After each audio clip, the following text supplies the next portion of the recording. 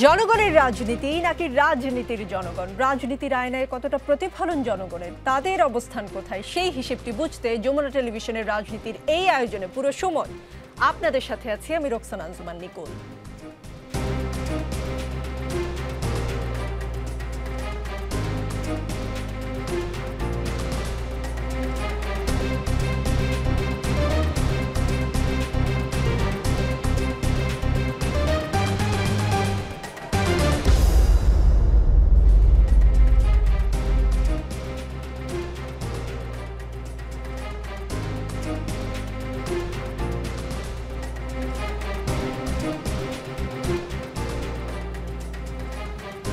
দর্শক, আজকের রাজনীতিতে আমাদের সঙ্গে আছেন ভয়েস বাংলার সম্পাদক মোস্তফা ফিরোজ, আমাদের সঙ্গে আছেন গণমাধ্যম ব্যক্তিত্ব আব্দুল নূর তুষার, সাথে আছেন বিএনপি দলীয় সাবেক হুইপ ব্যারিস্টার রুমিন ফারহানা। মোস্তফা ফিরোজ, তারেক রহমান দেশে ফেরার প্রসঙ্গে বলেছেন, এমন সংকটকালে মায়ের স্নেহ স্পর্শ পাবার তীব্র আকাঙ্ক্ষা যে কোনো সন্তানের মতো আমারও রয়েছে, কিন্তু অন্য আর সকলের মতো এটা বাস্তবায়নের ক্ষেত্রে আমার একক সিদ্ধান্ত গ্রহণের সুযোগ অবারিত ও একক নিয়ন্ত্রণাধীন নয়। স্পর্শকাতর এই বিষয়টি বিস্তারিত বর্ণনার অবকাশও সীমিত। অন্যদিকে সজীব ওয়াজেদ জয় বিবিসিকে দেয়া এক ইন্টারভিউতে বলেছেন, দুই দলের নেতৃত্ব পরিবর্তন করার বিদেশ থেকে একটা খেলা চলছে। এই দুটি ডায়ালগই কি আসলে আমাদের নিয়ন্ত্রণ যে আমাদের হাতে আর নেই এমন কোনো বার্তা দেয় কিনা? দেখেন, যে উনি যেটা বলছেন এটার সত্যতা আছে, কিন্তু এটাকে মানে ধরেন আমি যে বলবো যে না এটা সত্যতা নেই, এটারও কিন্তু পুরো তথ্যর উপর আমাদের কোনো নিয়ন্ত্রণ নেই, মানে আমাদের জানা নেই। তো এই কারণেই কিছু কিছু পারসেপশনটা দেওয়া যায়। আবার পারসেপশনগুলো বলতে গেলে যেটা হয় যে আমি গুজব ছড়াচ্ছি, এটা একটা সংকট।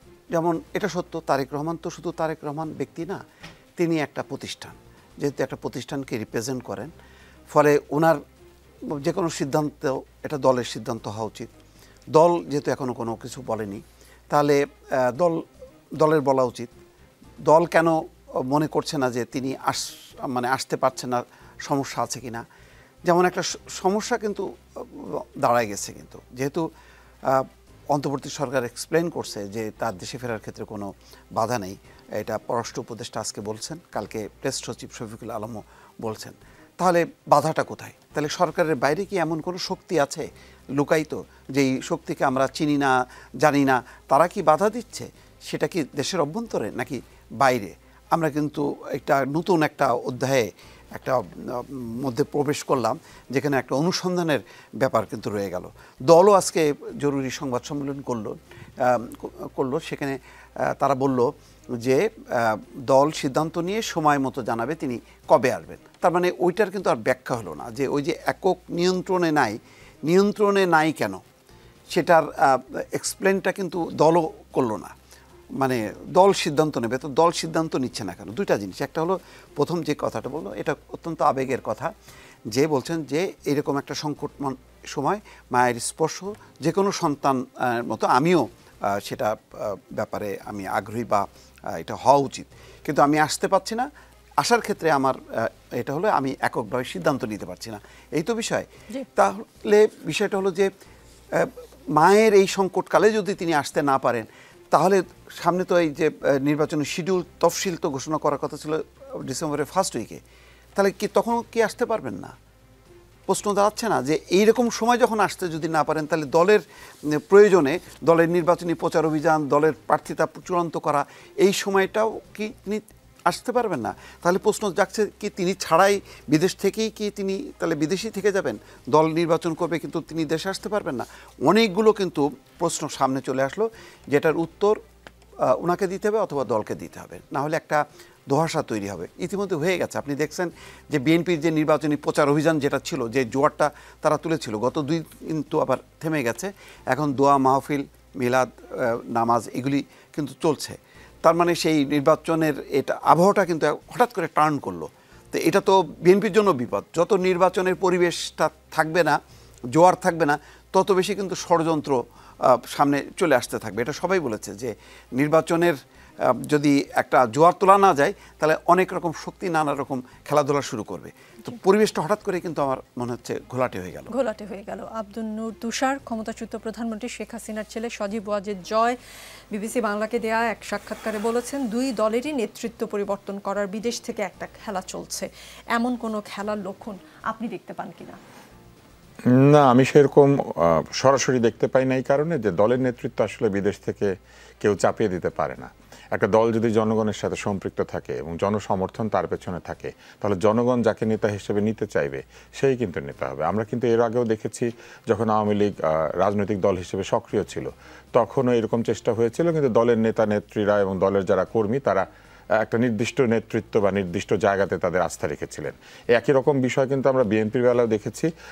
আপনি তখন হয়তো অনেক ছোট্ট, আমি জানি না, যখন সাত্তার সাহেব প্রেসিডেন্ট পদ থেকে অপসারিত হলেন তখন আমাদের মিরপুরে বিউটি সিনেমা হলে একটা সভা করে বিএনপির একটা অংশ দলের নেতৃত্ব পরিবর্তন করতে চাইলেও নতুন বিএনপি তৈরি করেছিল, কিন্তু শেষ পর্যন্ত সেই সময় কিন্তু বেগম খালেদা জিয়া দলের দায়িত্ব নিতে তিনি বাধ্য হন এবং ওই সময়ও কিন্তু জনগণ বেছে নিয়েছে যে কে নেতা হবে, কে নেত্রী হবে, এবং শেষ পর্যন্ত বিএনপির মূল ধারায় টিকে গিয়েছে।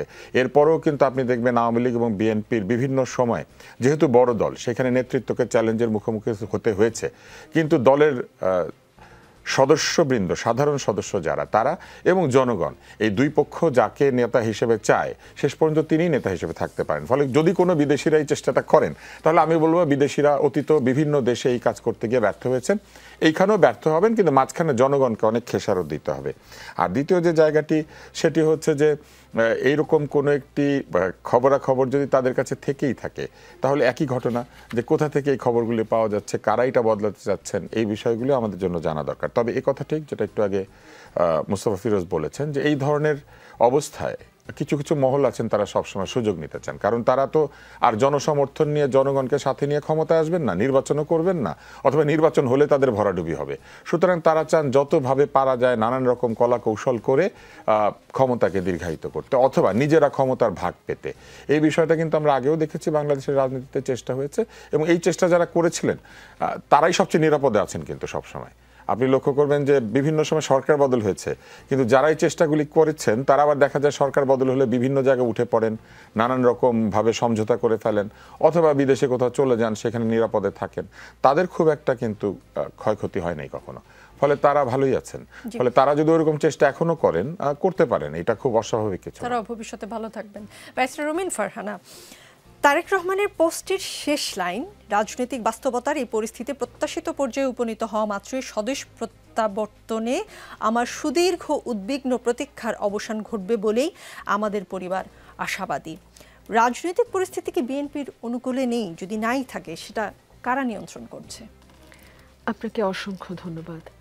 দেখুন, বাংলাদেশের টানেলের অন্ধকারের শেষ লাইটটা যদি আমরা চিন্তা করি, সেটা এই মুহূর্তে বিএনপি এবং বিএনপির নেতৃত্বে থাকা দেশনেত্রী বেগম খালেদা জিয়া এবং তার সন্তান জনাব তারেক রহমান। দেশনেত্রী বেগম খালেদা জিয়ার শারীরিক অবস্থা অত্যন্ত সংকটাপন্ন, এবং এটা বারবারই গত ৩-৪ দিন ধরে এটাই বাংলাদেশের একমাত্র খবরে পরিণত হয়েছে। এবং যেহেতু দলের দায়িত্ব 2018 সাল থেকে এখন পর্যন্ত 25-এর শেষ পর্যন্ত জনাব তারেক রহমানের হাতেই আছে, সুতরাং যারা চায় না যে বাংলাদেশটা একটা স্থিতিশীলতার দিকে যাক, যারা চায় না বাংলাদেশে গণতান্ত্রিক উত্তরণ ঘটুক, যারা চায় না বাংলাদেশে একটি নির্বাচিত সরকার আসুক, যারা চায় না বাংলাদেশের রাজনীতি যেই গণতান্ত্রিক পথযাত্রা শুরু করেছিল 90-এর দশকে, হোঁচট খেয়েছে ডেফিনেটলি, কিন্তু সেখান থেকে আবার উঠে দাঁড়াক, এবং যারা চায় বাংলাদেশটি আফগানিস্তান বা অন্যান্য রাষ্ট্রের মতো ব্যর্থ রাষ্ট্রে পরিণত হোক, তাদের জন্য এখন সবচেয়ে বড় বাধা হচ্ছেন জনাব তারেক রহমান। সো জনাব তারেক রহমানের থ্রেটটা কেবলমাত্র যে দেশের ভেতরেই আছে তা নয়, দেশের বাইরেও তার জন্য নানান রকম থ্রেট আছে। আমাদের উপমহাদেশের রাজনীতির দিকে যদি আমরা তাকাই, আমরা দেখব ইন্দিরা গান্ধীকে অ্যাসিসিনেট করা হয়েছে।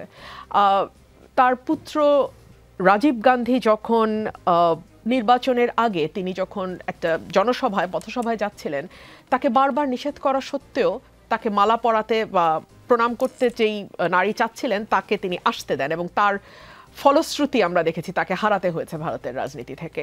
আমরা দেখেছি বেনজির ভুট্টোর পরিণতি। আমরা যদি বাংলাদেশের দিকে তাকাই, বঙ্গবন্ধু শেখ মুজিবুর রহমান এবং শহীদ প্রেসিডেন্ট জিয়াউর রহমান দুজনের কেউ কিন্তু তাদের রাজনৈতিক জীবন শেষ করতে পারেন নাই, মধ্য অবস্থাতেই তাদেরকে সরিয়ে দেওয়া হয়েছে। সুতরাং আমাদের এই উপমহাদেশের রাজনীতি, এবং এখন last but not the least Imran খানের অবস্থা কি আমরা জানি না। এটা নিয়ে নানান রকম কানাঘুষো আছে, কিন্তু আসলে ওনার কি অবস্থা উই ডু নট নো। নানান রকম কথা শোনা যাচ্ছে। সেই জায়গা থেকে আপনি যদি দেখেন, বাংলাদেশের রাজনীতিতে জনাব তারেক রহমান এখন আর কেবলমাত্রই বিএনপির কাণ্ডারি বা কেবলমাত্রই বিএনপির দলের প্রধান হিসেবে যদি আমরা দেখি, আমরা ভুল করব।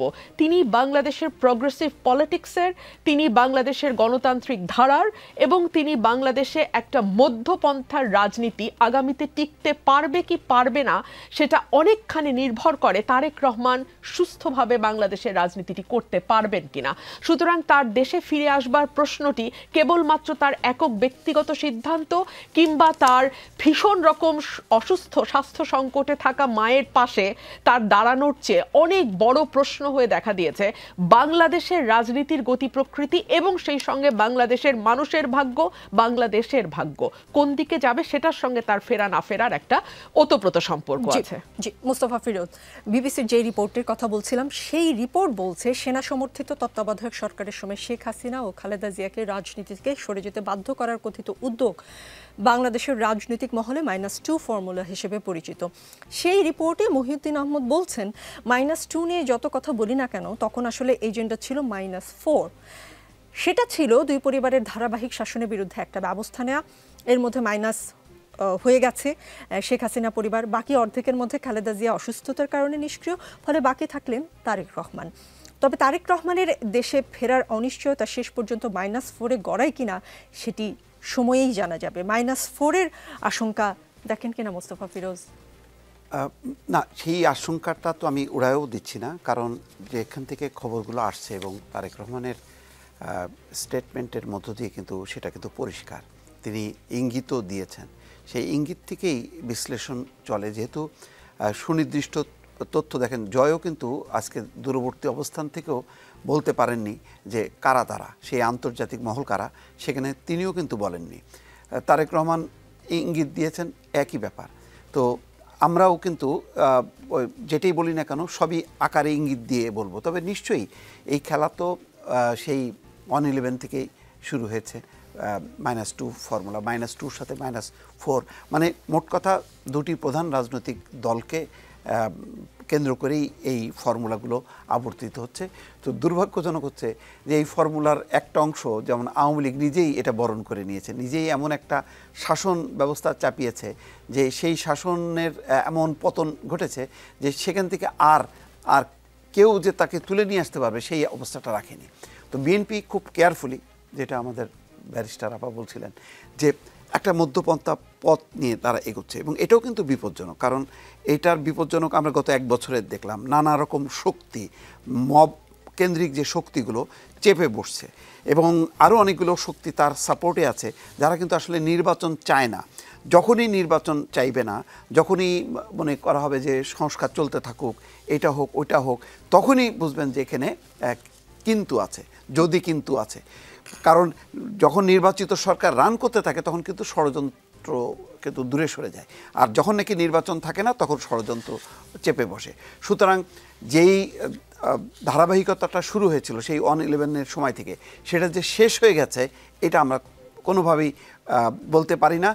আবার নতুন করে আসলো আলোচনায় জয়ের এক বক্তব্যে আর তারেক রহমানের সর্বশেষ বক্তব্যে। কারণ দেখেন, এরকম বক্তব্য দেওয়ার পর আজকে যখন নাকি জরুরি সংবাদ সম্মেলন ডাকলো বিএনপি, তখন আমি ভাবছিলাম যে তারেক রহমানের ওই ফেসবুক স্ট্যাটাস নিয়ে যে ধূম্রজাল তৈরি হয়েছে, যে কিসের জন্য তিনি আসতে পারছেন না, মানে কোন কারা নিয়ন্ত্রণ করছে, কারা বাধা দিচ্ছে। একদম পরিষ্কার কথা যে তারেক রহমান যেটা বলতে চেয়েছেন, আমি যেটা বুঝি যে দেশে আসতে তাকে বাধা দেয়া হচ্ছে, দেশে ফিরলে তার জীবন হুমকির সম্মুখীন। তাহলে নিশ্চয়ই এমন কোনো গোষ্ঠী কথা তিনি চিন্তা করেন বা জানেন, তার কাছে তথ্য আছে। তো সেটার ব্যাপারে আজকে বিএনপি যদি পরিষ্কার করে খোলাসা করে বলতো তাহলে আমরা বুঝতাম, কিন্তু বিএনপিও কিন্তু আজকে বলেনি। ফলে আবারও কিন্তু সেই নির্বাচন আবার শিডিউলও পিছিয়ে গেল 1 সপ্তাহ। সব মিলিয়ে কিন্তু নির্বাচনটা যেভাবে জোয়ারটা উঠলো হঠাৎ করে কিন্তু আস্তে আস্তে কিন্তু এখন থেমে যাচ্ছে। এটা আমি মনে করি যে গণতন্ত্রের জন্য একটা বিপদ, এবং ষড়যন্ত্রকারীরা আস্তে আস্তে হয়তো এটার সূত্র ধরে বা এই পথ ধরে আস্তে আস্তে এগোতে থাকবে। আমরা হয়তো আর কিছুদিনের মধ্যে সেই বিষয়টা পরিষ্কারভাবে আরো হয়তো দেখতে পারবো। হবে। জি, আব্দুল নূর তুষার, বিবিসির ওই রিপোর্টে বিএনপির কিছু সূত্র বলছে যে তারেক রহমানের ফেরার বিষয়ে প্রভাবশালী কয়েকটি দেশের আপত্তির বিষয়টি কাজ করে থাকতে পারে, তবে কোন দেশ কেন কিভাবে তাদের এই আপত্তির কথা জানিয়েছে তা সূত্রগুলো নিশ্চিত করতে পারেনি। রাজনৈতিক বিশ্লেষক মহিউদ্দিন আহমদ বলেছেন যে ফেসবুকে তারেক রহমান যা বলেছেন তাতে মনে হয় দেশে আসার বিষয়টি তার নিজের উপর নির্ভর করেনি এবং আরও অনেক ফ্যাক্টর আছে যার উপর তার নিয়ন্ত্রণ নেই। উইকিলিক্সের ফাঁস হওয়া প্রতিবেদনে তারেক রহমানের বিষয়ে যুক্তরাষ্ট্রের আপত্তির বিষয়টি সামনে এসেছিল এবং যে যাই বলুন না কেন ভারত ও যুক্তরাষ্ট্রের নীতির পরিবর্তন না হলে তারেক রহমান দেশে ফিরবেন কোন ভরসায়? বাংলাদেশের রাজনীতি অনেকটাই নির্ভর করে ভারত ও যুক্তরাষ্ট্রের চাওয়ার উপরে। মহিউদ্দিন আহমদ বলেছেন 1/11-এর সময় কিছু ব্যাপার ছিল, তারেক রহমান এক ধরনের মুচলেকা দিয়ে দিয়েছিলেন। খালেদা জিয়াও বলেছিলেন যে তারেক লন্ডনে পড়ালেখা করবেন, রাজনীতি করবে না। আমরা জানি না সেই অঙ্গীকারের মেয়াদ শেষ হয়ে গেছে কিনা, তিনি বাংলাদেশের পাসপোর্ট নিয়েছেন কিনা তাও পরিষ্কার না। মহিউদ্দিন আহমেদের বিশ্লেষণ নিয়ে কোনো আপত্তি, দ্বিমত, সহমতের জায়গা আছে কিনা? আমি প্রথম একটা কথা বলি, সেটি হচ্ছে যে রাজনীতিবিদকে রাজনীতি করব না এরকম মুচলেকা চাপ প্রয়োগ করে নিলে এই মুচলেকা আসলে আইনের দৃষ্টিতে বৈধ না। কেন? আইনের দৃষ্টিতে আপনি কোনো চুক্তি, কোনো কিছু চাপের মুখে করতে পারবেন না। স্বেচ্ছায় সজ্ঞানে সুস্থ মস্তিষ্কে করতে হবে। এখানে লয়ার আছেন, হ্যাঁ। তো স্বেচ্ছায় সজ্ঞানে সুস্থ মস্তিষ্কে যে কাজটি হয় নাই, একটি প্রতিকূল পরিবেশে যে চুক্তিটি স্বাক্ষরিত হয়েছে সেই চুক্তির কোনো ভ্যালিডিটি থাকে না। সেই চুক্তি যে কোনো সময় আসলে রাজনীতির প্রয়োজনে এবং দেশের প্রয়োজনে এটা কিন্তু উপেক্ষা করা সম্ভব। এবং মানুষের যদি চাহিদা হয়, একটা মজার বিষয় বলি, দেখবেন এই সরকার যা কিছু করছে বলছে জনগণের অভিপ্রায়। তো জনগণের অভিপ্রায় শুধু তাদের বেলায় কাজে লাগবে আর তারেক রহমানের বেলায় কাজে লাগবে না, কিংবা অন্য কোনো রাজনীতিবিদের বেলায় কাজে লাগবে না, কথাটা তো ঠিক না। জনগণ যদি অভিপ্রায় করে তাহলে এই মুচলেখার কোনো অর্থ নাই। এরকম মুচলেখার চাইতে আমি বরং বলবো এই যে চাঁদাবাজদেরকে ছাড়িয়ে আনা হয়েছে যে মুচলেখা দিয়ে, ওগুলা আগে চিন্তা করেন। সেই মুচলেখাগুলো দিয়ে কি তারা চাঁদাবাজি বন্ধ করেছে? সেটা তো করে নাই। একজন নাগরিকের বাংলাদেশে উনি যদি নাগরিক হয়ে থাকেন তার রাজনীতি করার সম্পূর্ণ অধিকার আছে, এটা সাংবিধানিক অধিকার। সাংবিধানিক অধিকার আপনি মুচলেখা দিয়ে কি করে কেড়ে নেন? এটা কারো কাছ থেকে কেড়ে নেওয়া যাবে না, এমনকি পতিত স্বৈরাচারের কাছ থেকেও না। এই কারণে যে এটা অধিকার, ওনাদের শাস্তি হইতে পারবে, ওনাদের শাস্তি হবে, ওনাদের বিচার হবে, সব কিছু হবে। আপনি কনভিক্টেড আসামিও যদি জেল খাটার পর বের হয়ে আসে, আপনি তার রাজনীতির অধিকার কেড়ে নিতে পারেন? নেলসন ম্যান্ডেলা 27 বছর জেল খেটে বের হয়ে এসে রাজনীতি করে নাই, প্রেসিডেন্ট হয় নাই। তো এগুলো আসলে উদ্ভট কথা।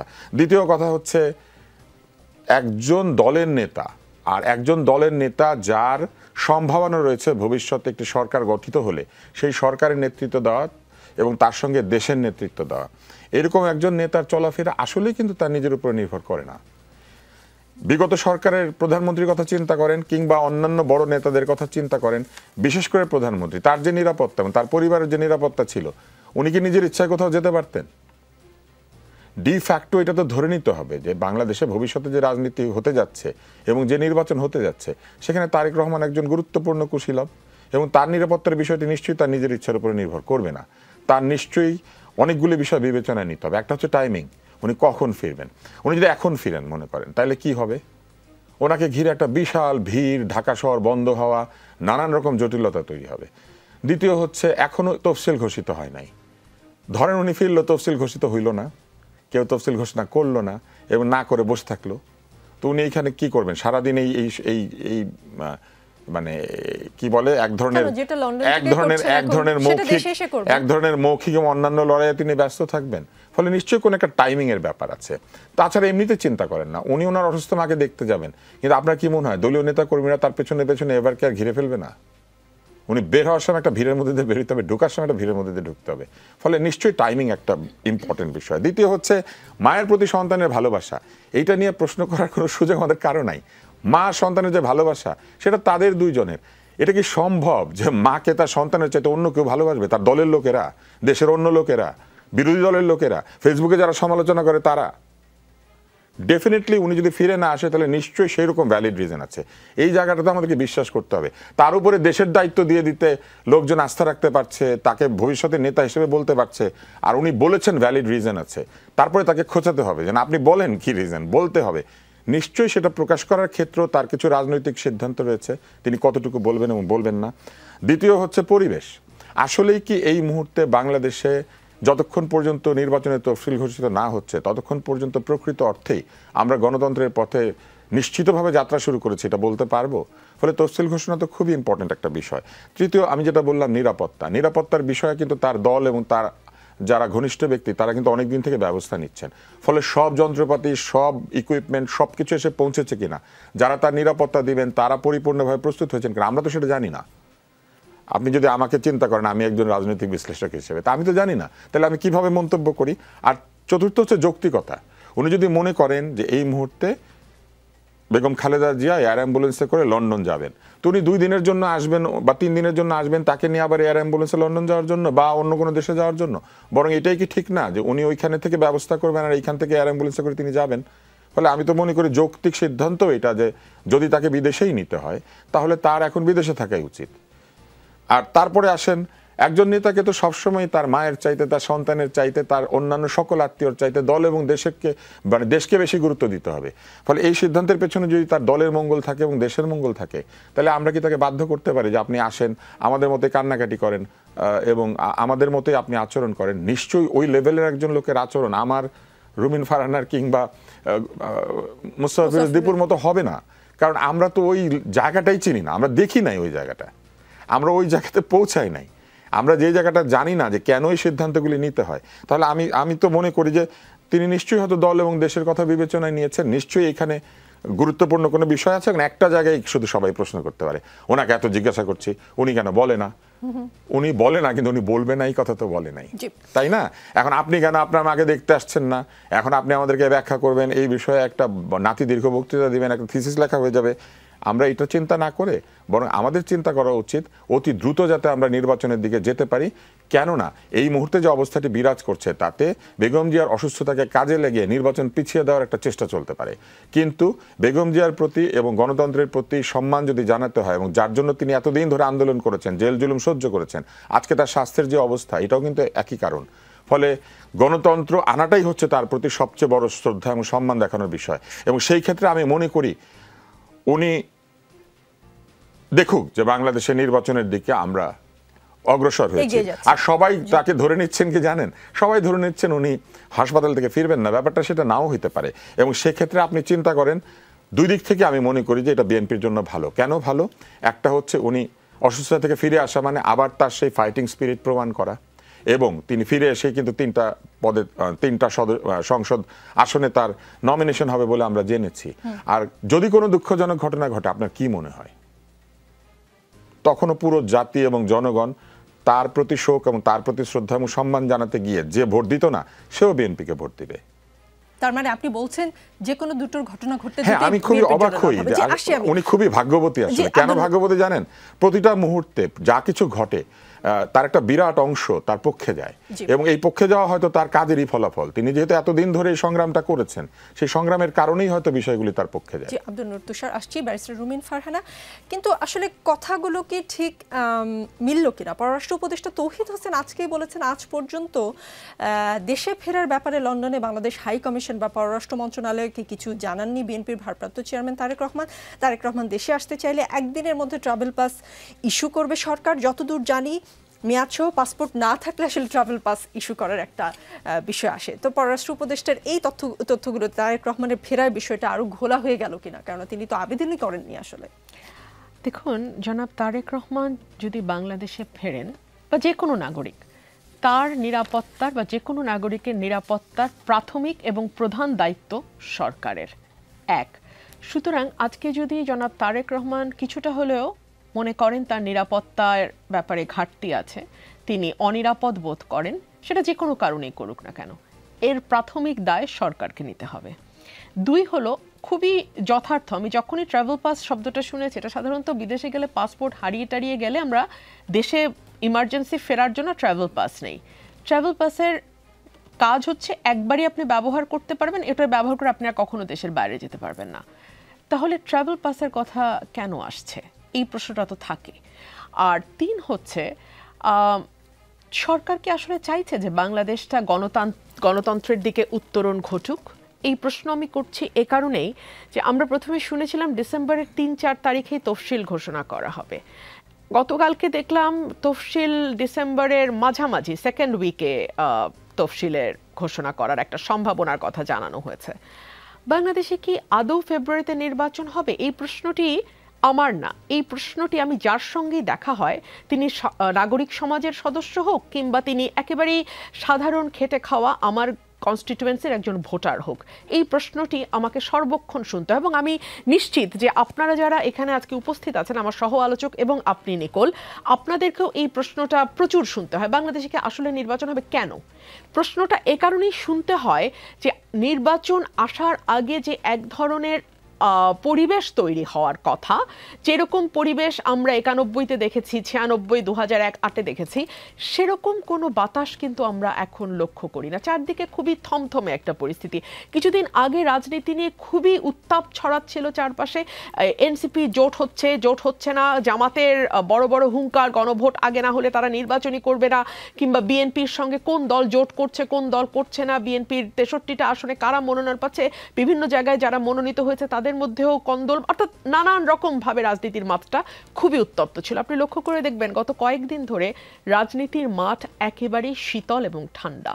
যারা রাজনীতি বিশ্লেষণ করেন এমন অনেকেই খুবই স্পষ্ট এবং দ্ব্যর্থহীন ভাষায় বলছেন যে আর যাই হোক ফেব্রুয়ারিতে তারা কোনো নির্বাচন দেখেন না। এবং আমি একজন রাজনীতির ছোট কর্মী এবং একজন শিক্ষার্থী হিসেবে আমিও মনে করি না বাংলাদেশে খুব দ্রুত কোনো নির্বাচন হতে যাচ্ছে। সো আমি যদি আমার সহ আলোচক তুষার ভাইয়ের সাথে যুক্ত করি যে যদি এই মুহূর্তে বিএনপির ভারপ্রাপ্ত চেয়ারম্যান জনাব তারেক রহমান দেশে ফেরেন এবং ধরে নিলাম উনি ট্রাভেল পাস নিয়েই ফিরলেন কিংবা যেভাবে অন্যান্য যে প্রক্রিয়া আছে সেটা অনুসরণ করেই ফিরলেন, আসলে বাংলাদেশে ওনার এই মুহূর্তে ওনার ভূমিকাটা কি হবে? নির্বাচন হলে একটা ছিল দলকে এবং কর্মীদেরকে, নেতাকর্মীদেরকে নির্বাচনের দিকে নিয়ে যাওয়া, প্রস্তুত করা। যদি বাংলাদেশে নির্বাচনটা অনিশ্চিত হয়, যদি বাংলাদেশে আরও ঘোলাটে কোনো পরিস্থিতি তৈরি হয়, যেটা মহিউদ্দিন আহমেদ সাহেব বিবিসির রিপোর্টে বারবার ইঙ্গিত দিয়েছেন, তাহলে এই মুহূর্তে আসলে তার বাংলাদেশে আসাটা তার জন্যে, তার দলের জন্যে, দেশের জন্যে কতটুকু মঙ্গলজনক হবে। এবং দেশনেত্রী বেগম খালেদা জিয়া আলহামদুলিল্লাহ গতকালকে থেকে কিছুটা রেসপন্ড করছেন। উনি কিছু কথার হয়তো কিছু জবাব দিচ্ছেন, তরল খাবার ওনাকে অল্প অল্প করে দেয়া হচ্ছে, অর্থাৎ ট্রিটমেন্টে উনি রেসপন্স করছেন। এটাও অনেক বড় একটা পাওয়া। এবং ওনার এখন যেই বয়স এবং ওনার ভাইটাল অর্গানগুলার যেই অবস্থা, এবং যেটা 18 সালে ওনাকে সলিটারি কনফাইনমেন্টে নেওয়ার পর ওনার পুরো অবস্থা যেভাবে ডেটোরেট করেছে, সেখানে আমাদের কাছে মনে হয়, আমি জানি না, আমি ডাক্তার না, কিন্তু এইটুকু রেসপন্সটাও অনেক বড় ব্যাপার। সাধারণত নিউমোনিয়া এই বয়সে খুবই মারাত্মক একটা ঝুঁকি তৈরি করে, এই বয়সে নিউমোনিয়া খুব খারাপ। সো সেই জায়গা থেকে উনি যে কিছুটা রেসপন্স করছেন, ওনার অন্যান্য অর্গান মোটামুটি হয়তো বা ফাংশন করছে ঠিক মতো, আর কিছু না হলে ডাক্তারদের বোর্ড আছে, তারা যদি যেই মুহূর্তে সিগন্যাল দেবে এয়ার অ্যাম্বুলেন্স রেডি আছে ওনাকে নিয়ে দেশের বাইরে, এবং ওনার পরিবারের সদস্য সিথি আপা কিন্তু বাংলাদেশে আছেন এবং সর্বক্ষণ ওনার পাশে আছেন। সুতরাং ওনার একেবারে পরিবারের কেউ নেই তা কিন্তু নয়, এবং ওনার দুজন ভাতৃবধূও ওনার পাশেই আছেন। সো একেবারে পরিবারের কেউ নেই বিষয়টি সেরকম নয়। জি, নির্বাচন কি হবে এই ধরনের একটা আলাপ আসলে চলছিল। রাজনীতিতে বিরতি বলে কিছু নেই, ফিরে এসে যদি প্রশ্নের উত্তরটা জানতে পারি।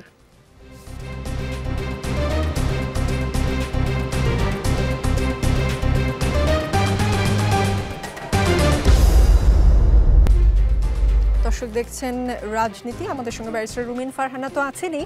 ব্যারিস্টার রুমিন ফারহানা BYLCর যুব জরিপ বিশ্লেষণ করেছেন সাংবাদিক ডেভিড বার্গম্যান। জরিপটি 18 থেকে 35 বছর বয়সী 2545 জন তরুণের অংশগ্রহণে হয়েছে। 97% যুবক ভোট দিতে আগ্রহী। জরিপে দেখা গেছে বিএনপিতে ভোট দিতে চায় 20% তরুণ, 17% চায় জামাতে ভোট দিতে, মাত্র 3% একটা গ্যাপ। যদিও ডেভিড বার্গম্যান বলেছেন যে মার্জিন অফ এরর হিসাব করলে এই ছোট পার্থক্যটি মুছেও যেতে পারে, তার মানে বিএনপি জামায়াত সমানও হয়ে যেতে পারে। তরুণদের মাঝে বিএনপি জামাতের এই প্রায় সমান অবস্থা আপনাদের আতঙ্কিত করে না? দেখুন, আতঙ্কিত করা না করার বিষয় না, জরিপকেও শেষ কথা বলে ধরে নেবার কিছু নাই। তবে আবার উড়িয়ে দেবারও কিছু নাই। এটা নিয়ে যদি আমরা সাবধান হই, নির্বাচনে ফোকাসড হই এবং তরুণরা কি চাইছে তাদের চাওয়াটা, এবং প্রত্যেকটা এইজ গ্রুপের প্রত্যেকটা সামাজিক অর্থনৈতিক অবস্থানের মানুষের চাওয়া কিন্তু ভিন্ন ভিন্ন।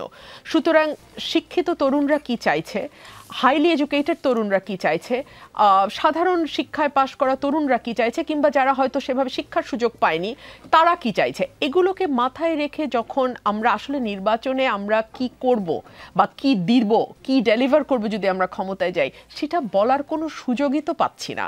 গত 1.5 বছর ধরে বাংলাদেশে সংবিধান এবং সংস্কারের বাইরে আপনি তো কোনো আলাপ শোনেন নাই, আমরাও কেউ শুনি নাই।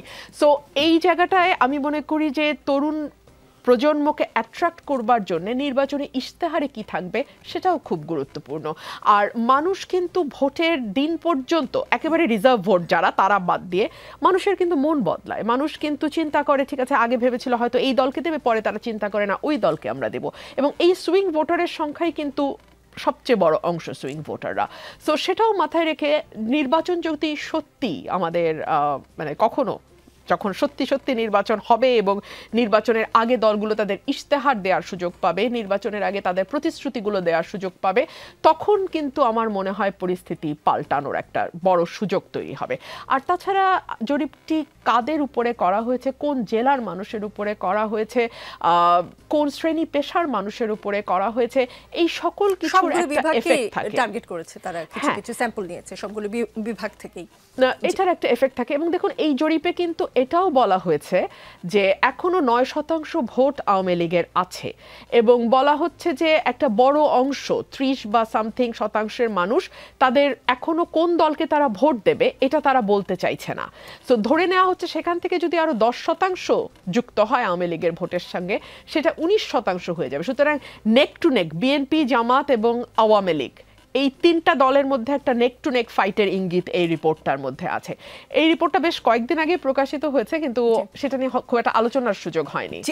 এই আপনি যে পরের প্রসঙ্গটা তুললেন সেটা নিয়ে আলাপ নিশ্চয়ই করব। মোস্তফা ফিরোজ, ডেভিড বার্গম্যান তার বিশ্লেষণে বলেছেন, মানে ওই জরিপটা নিয়ে, যে কিছুটা অবাক করার মতো বিষয় হলেও জরিপে অংশ নেওয়া তরুণদের 10% বলেছেন তারা আওয়ামী লীগকে ভোট দিতে চান। বছরের পর বছর ধরে দলের স্বৈরাচারী আচরণ এবং 2024 সালের জুলাই আগস্টে সংগঠিত সহিংসতা ঘটবার পরও তারা এই জরিপে 3য় বৃহত্তম দল হিসেবে চিহ্নিত হয়েছে। এবং আরও যোগ করেছেন যে 18% তরুণ তাদের পছন্দ জানাতে অস্বীকৃতি জানিয়েছে। এই গ্রুপের মধ্যে বহু নীরব আওয়ামী লীগ সমর্থক থাকতে পারেন যারা প্রকাশ্যে নিজেদের মত বলেন না। যদি ধরে নেওয়া যায় যে এই 18%-এর অর্ধেক, মানে 9% আওয়ামী লীগকে, যেটা ব্যারিস্টার রুমিন ফারহানা বলছিলেন, লীগকে সমর্থন করে, আওয়ামী লীগের প্রকৃত সমর্থন দাঁড়াতে পারে 19%-এর মতো, যা বিএনপির 20 এবং জামাতের 17-এর কাছাকাছি বা বেশিও হতে পারে। ডেভিড বার্গম্যানের মতো আপনিও এই বিশ্লেষণে অবাক কিনা? না, ওনার বিশ্লেষণ লাগবে কেন? আমরা নিজেরা রাস্তাঘাটে চলে আমরা নিজেরাই তো বুঝি যে কি পরিমাণ মানে ওলটপালট হয়ে গেছে জনসমর্থন। যাকে মনে করা হতো আগে 5ই আগস্টের আগে নির্বাচন হলে মানে আওয়ামী লীগ একদম নিশ্চিহ্ন, এখন মনে হয় নিশ্চিহ্ন তো না, বরং সুযোগ দিলে বিএনপির কাছাকাছি অবস্থানে চলে আসবে। যদি আওয়ামী লীগ না থাকে তাহলে জামাত কাছাকাছি। আমি তো বলি প্রায় যে নাকের ডগায় চলে আসছে জামাত। সেটা বিএনপির অনেকেই বুঝতে পারছে না, বা বুঝলেও তারা বুঝতে পারছে, না বোঝার কোনো কারণ নেই, কিন্তু কিছু করারও নেই। কারণ 5 তারিখের একটা ডিজাস্টার ঘটছে, যেমন একটা গণঅভ্যুত্থান হয়েছে, সেই গণঅভ্যুত্থানটাকে ক্যারি করার জন্য যেই শক্তিটা, সেই শক্তিটা এত দ্রুত মাঠ ছেড়ে দিছে, যার ফলে পুরো এলোমেলো হয়ে গেছে। ফলে যারা অভ্যুত্থান করলো তারা মনে করলো যে এটা কী জন্য করলাম, এরকম একটা কিন্তু চিন্তা চেতনা পেয়ে পড়ছে। তারপরে তৃণমূল পর্যায়ে যেই পরিবর্তনটা সবাই প্রত্যাশা করছিল, তারা দেখলো যে সেই পরিবর্তনটা হয়নি, বরং একই রূপে ভিন্ন ভিন্ন রূপ বদলাইছে। কিন্তু মূল যেই দখল, চাঁদাবাজি, দুর্নীতি সব কিছু রয়ে গেল, বরং সেটা আরও মাত্রাটা বাড়লো। তো স্বাভাবিকভাবে তখনই মানুষের হিসাব পাল্টে গেছে। মানুষ তো যদি ভোটের ক্ষমতা পায়, মানুষ তো তখন আর, সে তো মুক্ত, স্বাধীন, সে স্বাধীনভাবে ভোট দেবে। তো সেই প্রতিফলনটা কিন্তু এখন দেখা যাচ্ছে। ফলে এত বেশি মানে পরিবর্তন হয়েছে। ধরেন রাজনৈতিক দলগুলো কতটা ক্যারি করতে পারে, বড় জোর আমি মনে করি 30 থেকে 40%। 60% মানুষ স্বাধীন নিরপেক্ষ, তারা দেখবে যে কোনটা ভালো কোনটা মন্দ। তো যখন নাকি তারা স্বাধীনভাবে ভোট দেওয়ার সুযোগটা পাবে, পুরো হিসাব নিকাশ কিন্তু উল্টায় দেবে। ফলে আমি ডেভিড বার্গম্যানের এই বিশ্লেষণে আমি অবাক হইনি, বরং তবে এই বিশ্লেষণটা আজকে যেটা আমরা দেখছি হয়তো 15 দিন বা 1 মাস পরে আবার পাল্টে যাবে, কিন্তু খুব একটা 19-20 হবে বলে আমার মনে হয় না। জি, আব্দুল নূর তুষার, আওয়ামী লীগ নির্বাচনে অংশ না নিতে পারলে তাদের সাবেক সমর্থকরা কোথায় ভোট দিতে পারেন সে বিষয়ে এই জরিপে ইঙ্গিত দেওয়া হয়েছে। এদের 56% ভোট দিবে না, বিএনপিকে দিবে কিছু অংশ, কিছু জামায়াতকে, 41% এখনো সিদ্ধান্তহীনতায়। ডেভিড বার্গম্যান বলছেন যে অনেক বিশ্লেষককে এটি অবাক করেছে যে কিছু সাবেক আওয়ামী লীগ সমর্থক ঐতিহাসিকভাবে আওয়ামী লীগের সবচেয়ে বড় প্রতিদ্বন্দ্বী জামায়াতকে এখন সমর্থন করতে ইচ্ছুক। দুটি কারণে এরকম হতে পারে বলে তিনি মনে করেন। প্রথমত, স্থানীয় বিএনপি কর্মীরা যেহেতু সাবেক আওয়ামী সমর্থকদের সাথে কঠোর আচরণ করেছে, তাই জামায়াতকে আওয়ামী সমর্থকরা কম খারাপ বিকল্প হিসেবে দেখছেন। এবং দুই হচ্ছে, যদি জামায়াত ক্ষমতায় আসে, আওয়ামী লীগ প্রমাণ করতে পারবে তাদের দাবি সঠিক ছিল যে বাংলাদেশকে ধর্মভিত্তিক রাষ্ট্রে পরিণত হতে বাধা দেওয়ার ক্ষেত্রে আওয়ামী লীগই একমাত্র প্রতিবন্ধক ছিল। আওয়ামী লীগের এই অংশ জামায়াতকে একটি অংশ জামায়াতকে ভোট দিতে চায়, এটা সারপ্রাইজিং কিনা? না, কোনো কিছুই রাজনীতিতে সারপ্রাইজিং না। ভোটাররা কিন্তু ভোট দিতে যাওয়ার সময় মত বদলায়, রিক্সা খারাপ হলে কিংবা ওখানে নামার পরে ভালো ব্যবহার করলো না। এবার আসেন আমি আসি বিওয়াইএলসের জরিপটা নিয়ে আসি। বিওয়াইএলসের জরিপটা প্রকাশিত যখন হয় আমি ওখানে ছিলাম, আমি এটা নিয়ে বক্তৃতা দিয়েছি। বিওয়াইএলসের জরিপটা খুব ছোট্ট, এটা রেসপন্ডেন্ট কম, ফলে খুব যে এটা রিপ্রেজেন্টেটিভ তা নয়। তবে এইখান থেকে একটা ধারণা করা যায়, এখানে 20 থেকে 35 বছর বয়সীদেরকে বিবেচনায় নেওয়া হয়েছে, কিন্তু 35-এর উপরে 35 থেকে 65 বছর পর্যন্ত বাংলাদেশের একটা বড় অংশ রয়েছে, 18 থেকে 20ও আছে। এবং এখানে প্রচুর ভোট আছে যেটা একদম হতদরিদ্র মানুষেরা দিবেন। এইখানে যারা মূলত কথা বলেছেন তারা ছাত্র, তারা কিছু না কিছু পড়াশোনা করেছেন, ফলে এটা একটা তরুণদের একটা সীমিত অংশ। কিন্তু বাংলাদেশে প্রচুর তরুণ আছেন যারা বস্তিবাসী, যারা কাজ করেন হচ্ছে গ্যারেজে, রিকশায়। শিক্ষিত তরুণরা এখানে সারপ্রাইজিং কেন লাগছে না, আমি আসি। জামায়াতে ইসলাম আমরা যেভাবে বা একটা অংশ যেভাবে একসময় দেখতো জামায়াতে ইসলামকে, এই তরুণরা কিন্তু সেটা দেখে না। এই তরুণদের জন্মই হয়েছে অনেক পরে, তারা বুঝ হওয়ার পরে দেখেছে যে বাংলাদেশে একটা দল রাজত্ব করে, সেটা আওয়ামী লীগ। এবং তারা দেখেছে জামায়াতে ইসলাম মার খায়, খুবই নিরীহ, এরা একটু মসজিদে যায়, এরা নামাজ পড়ে, এরা লুকিয়ে থাকে, আওয়ামী লীগ হওয়ার ভান করে। তো এরকম দেখেছে আওয়ামী লীগ সেজে তারা মাঝে মাঝে শেখ হাসিনার জন্য তালিও দেয়, তাই না, এগুলো দেখেছে। তো দেখে তারা ভেবেছে এত নিরীহ, এত ভালো, তো এদেরকে আমরা একটু ভোট দিলে কি হয়, এটা কিছু আসে যায় না। মানুষের মন কিন্তু বদলাতে থাকে। যে রিপাবলিকানরা দাসপ্রথা বাতিল করেছিল, সেই রিপাবলিকানরা পরে কিন্তু আবার তাদের যে রাজনৈতিক আচরণ সেখানে অনেক বেশি কনজারভেটিভ হয়ে গিয়েছে, এবং এইটা আসলে কোনো বিষয় না। কিন্তু যে জায়গাটাতে আপনারা বলছেন যে আওয়ামী লীগের ভোটাররা কই ভোট দেবে, আমি 3টা ভবিষ্যৎবাণী করি। এক হচ্ছে, বিএনপি যদি এনসিপির সঙ্গে সন্ধি করে তাহলে আওয়ামী লীগের ভোটাররা মোটেও বিএনপিকে একটা ভোটও দিবে না। এর কারণ হচ্ছে আওয়ামী লীগ এনসিপিকে মনে করে যে তাদের ক্ষমতা থেকে অপসারণের জন্য সবচেয়ে বেশি দায়ী হচ্ছে এনসিপি, কারণ তারা রাস্তায় আন্দোলন করেছে। ফলে বিএনপি যদি এনসিপিকে সিট দেয় তাহলে দেখা যাবে যে আওয়ামী লীগের ভোটাররা বিএনপির বাক্সে ভোট দিবে না, সেগুলো জামাতকে দিবে।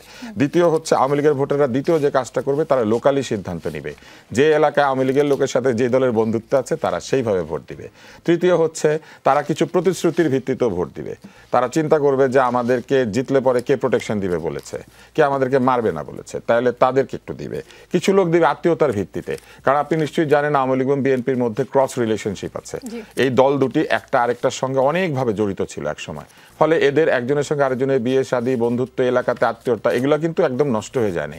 ফলে এইভাবেও কিছু সিদ্ধান্ত হবে। আর এর বাইরে আরেকটা সিদ্ধান্ত হবে, সেইটা কি? সেইটা হচ্ছে, এই যে যারা ভোট দিচ্ছে না, এই যা বলা হচ্ছে না যে 30-35 ভাগ লোক বলেছে যে আমরা বলবো না কাকে ভোট দিব, এই বলবো না দলের মধ্যে কিন্তু অধিকাংশই আওয়ামী লীগের লোকজন। এই কারণে যে বলবো না, এই ভয় কাকে পেতে হচ্ছে? আপনার কি মনে হয় 20 থেকে 35 বছর বয়সীরা সবচেয়ে সাহসী অংশ এই সমাজের? তাহলে সে যখন বলে বলবো না, তার মানে এইখানে প্রচুর ভোটার আছে যারা আসলে একটু আওয়ামী ঘাসা। এখন এরা কি করবে? এরা হয় ভোট কেন্দ্রে যাবে না, আর যদি ভোট কেন্দ্রে যায় তাহলে এরা ওই রাজনৈতিকভাবে কিন্তু আওয়ামী লীগের পরিপক্কতা অন্যান্য লোকাল দলগুলির চাইতে একটু বেশি, কারণ এরা সারাক্ষণ এই পলিটিক্সের মাধ্যমে টাকা পয়সা কামিয়েছে গত 16 বছর ধরে। ফলে এদের কিন্তু এই বিষয়ে অনেক অভিজ্ঞতা আছে। এরা কি করবে জানেন? এরা ওই মুহূর্তে সিদ্ধান্ত নেবে যে তারা কাকে ভোট দিলে তাদের রাজনীতি ফেভারেবল হবে। ফলে আমি বলি আপনাকে, তারা যেটা করবে, যেখানে জামাতের অনেক শক্তিশালী ক্যান্ডিডেট আছে সেইখানে ওরা তাদেরকে হারাবে, কিন্তু যেখানে যে আমাদের দুর্বল ক্যান্ডিডেট আছে এরকম দু একটা জায়গায় তাদেরকে জিতাই দিবে। তারা মূলত একটা খেলবে বলে আমার ধারণা, এবং এই খেলাটা বন্ধ করতে পারা যেত যদি তারা প্রকাশ্যে থাকতো। প্রকাশ্যে যে থাকে না, তাকে আটকানো খুব কঠিন হয়। এটা তো আওয়ামী লীগ তাদের ক্ষমতা হারিয়ে প্রমাণ করেছে। সবাইকে গর্তে ঢুকিয়ে দিয়েছে, পরে গর্ত থেকে যেই বের হয়েছে মনে হয়েছে আমার ব্যাং আমার ব্যাং, সবাইকে নিয়েছে, পরে নিজেরা গর্তের মধ্যে ঢুকে গিয়েছে।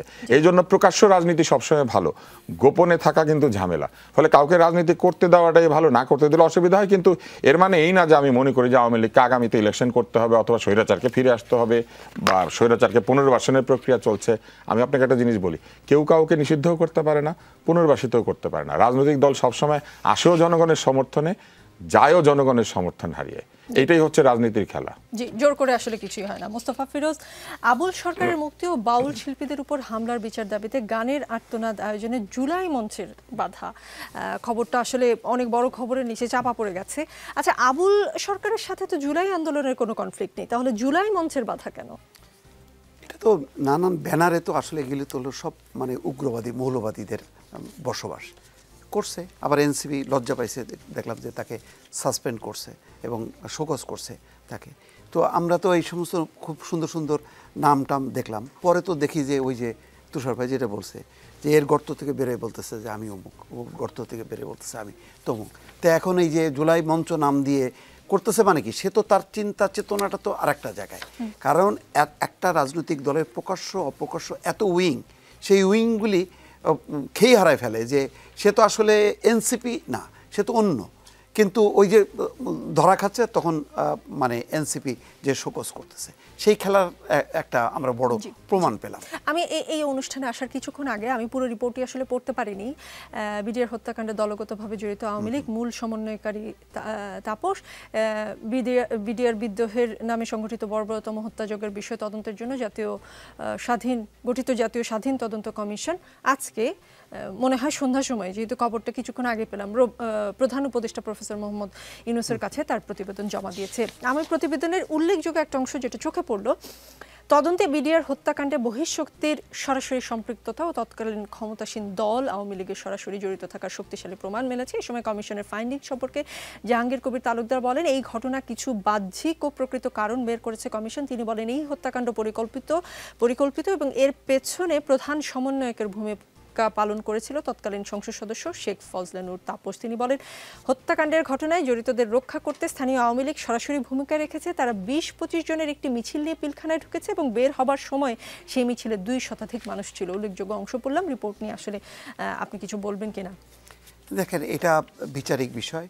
আমার মনে হয় যে কমিশন তো আর মানে কোনো মানে বিচারক না, তারা তাদের একটা অবস্থান থেকে তারা মানে রিপোর্ট দিয়েছে।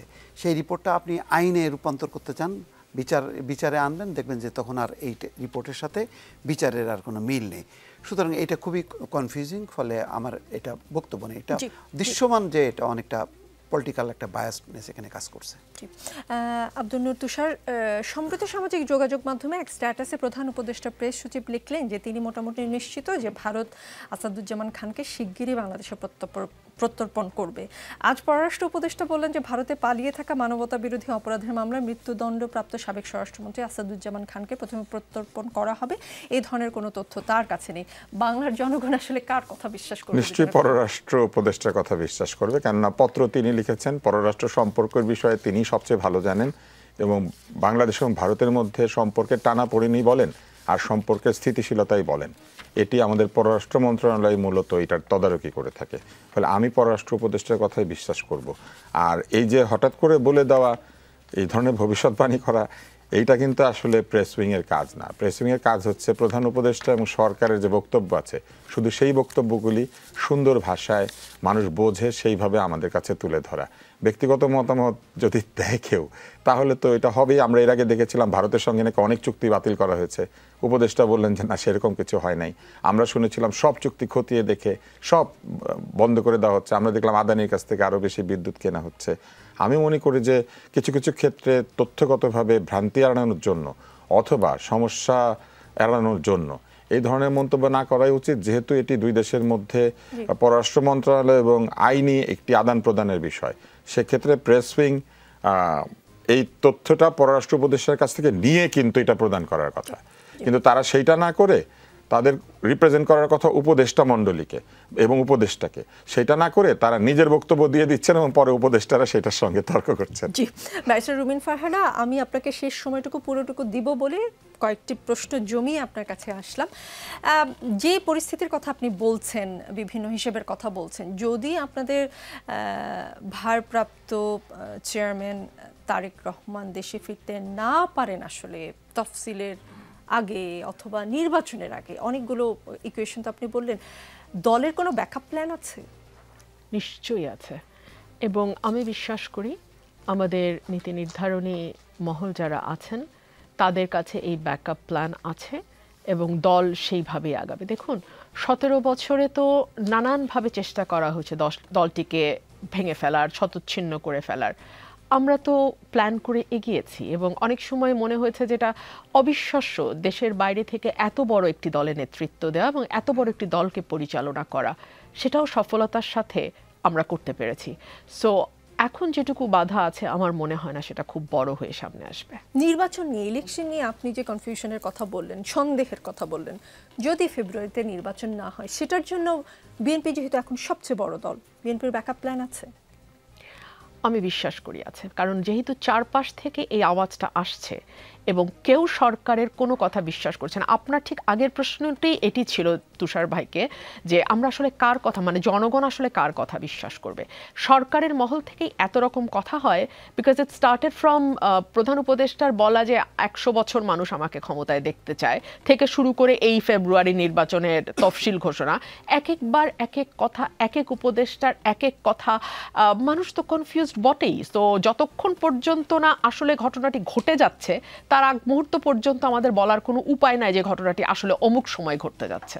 জি, এই নভেম্বর 2025-এ এসে বিএনপির কি মনে হয় সবচেয়ে বড় দল হিসেবে বিএনপি যদি নির্বাচনটা 5ই আগস্টের পরপরই, মানে 3 মাসের মধ্যে আদায় করে নিতে পারত, তখন বলটা আসলে বিএনপির কোর্টেই থাকতো? এখন আর বল আপনাদের কোর্টে নেই, ব্যারিস্টার রুমিন ফারহানা?